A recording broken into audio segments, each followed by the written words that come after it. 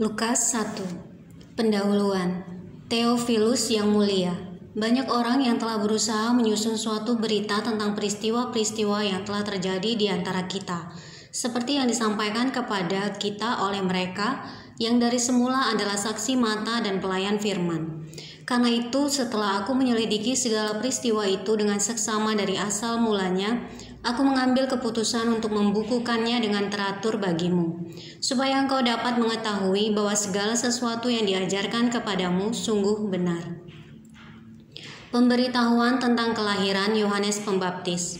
Pada zaman Herodes, Raja Yudea adalah seorang imam yang bernama Zakaria dari rombongan Abia.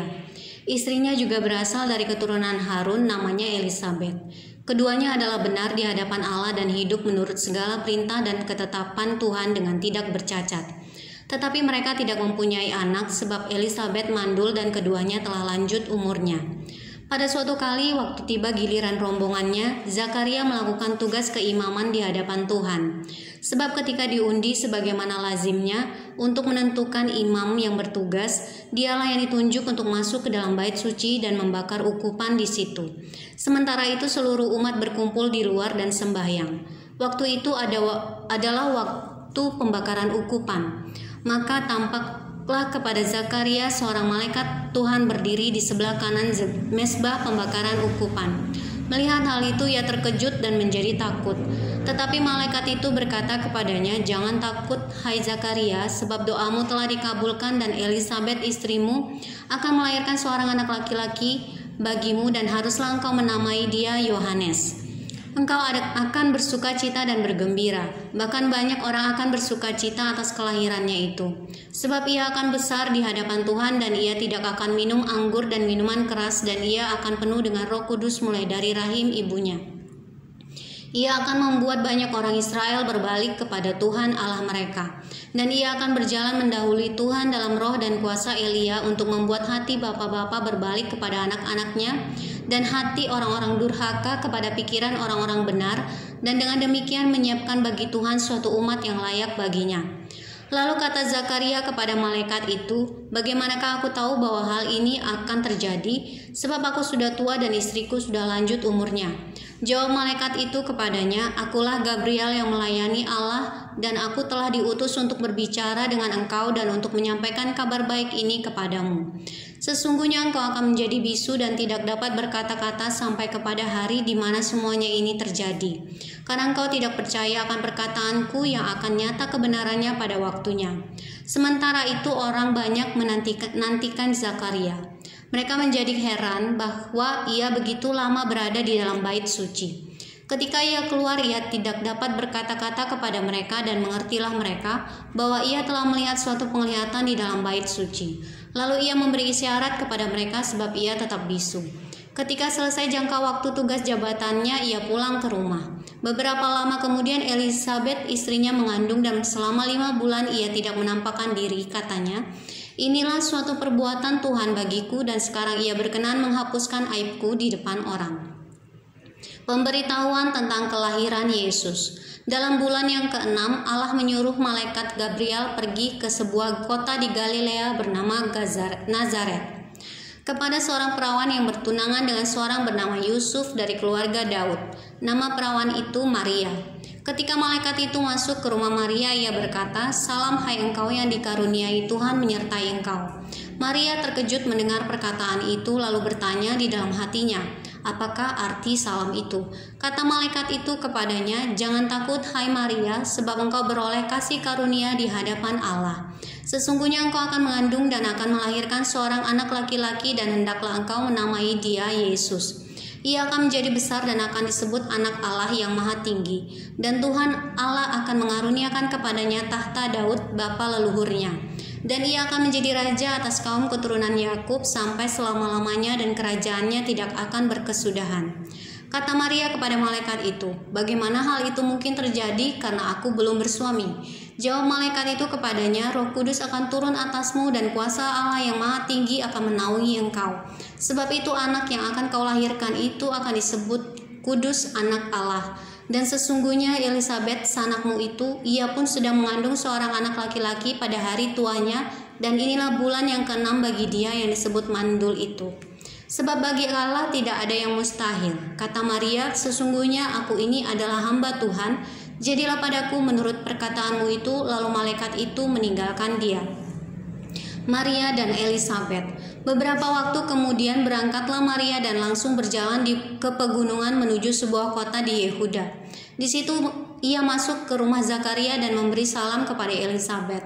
Dan ketika Elisabet mendengar salam Maria, melonjaklah anak yang di dalam rahimnya, dan Elisabet pun penuh dengan Roh Kudus. Lalu berseru dengan suara nyaring, diberkatilah engkau di antara semua perempuan dan diberkatilah buah rahimmu.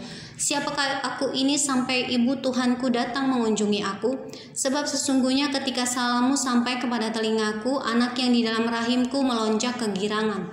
Dan berbahagialah ia yang telah percaya, sebab apa yang dikatakan kepadanya dari Tuhan akan terlaksana. Nyanyian pujian Maria. Lalu kata Maria, jiwaku memuliakan Tuhan dan hatiku bergembira karena Allah juru selamatku.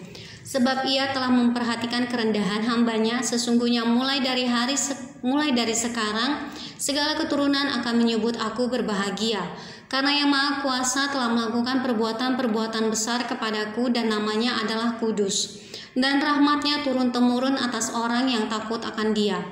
Ia memperlihatkan kuasanya dengan perbuatan tangannya dan mencerai-beraikan orang-orang yang congkak hatinya. Ia menurunkan orang-orang yang berkuasa dari tahtanya dan meninggikan orang-orang yang rendah. Ia melimpahkan segala yang baik kepada orang yang lapar dan menyuruh orang yang kaya pergi dengan tangan hampa. Ia menolong Israel hambanya karena ia mengingat rahmatnya, seperti yang dijanjikannya kepada nenek moyang kita, kepada Abraham dan keturunannya untuk selama-lamanya. Dan Maria tinggal kira-kira 3 bulan lamanya bersama dengan Elisabet, lalu pulang kembali ke rumahnya. Kelahiran Yohanes Pembaptis. Kemudian genaplah bulannya bagi Elisabet untuk bersalin, dan ia pun melahirkan seorang anak laki-laki. Ketika tetangga-tetangganya serta sanak saudaranya mendengar bahwa Tuhan telah menunjukkan rahmatnya yang begitu besar kepadanya, bersukacitalah mereka bersama-sama dengan dia. Maka datanglah mereka pada hari yang ke-8 untuk menyunatkan anak itu, dan mereka hendak menamai dia Zakaria menurut nama bapaknya.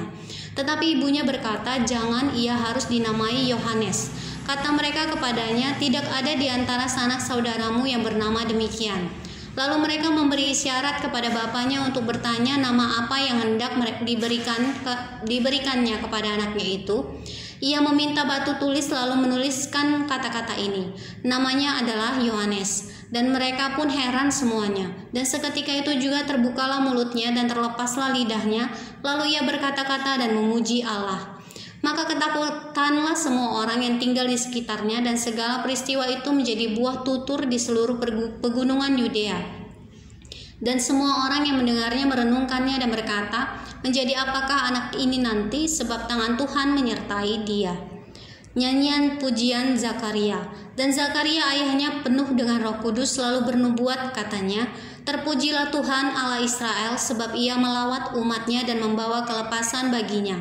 Ia menumbuhkan sebuah tanduk keselamatan bagi kita di dalam keturunan Daud hambanya itu, seperti yang telah difirmankannya sejak purbakala oleh mulut nabi-nabinya yang kudus, untuk melepaskan kita dari musuh-musuh kita dan dari tangan semua orang yang membenci kita, untuk menunjukkan rahmatnya kepada nenek moyang kita dan mengingat akan perjanjiannya yang kudus, yaitu sumpah yang diucapkannya kepada Abraham bapa leluhur kita bahwa ia mengaruniai kita, supaya kita terlepas dari tangan musuh dapat beribadah kepadanya tanpa takut dalam kekudusan dan kebenaran di hadapannya seumur hidup kita.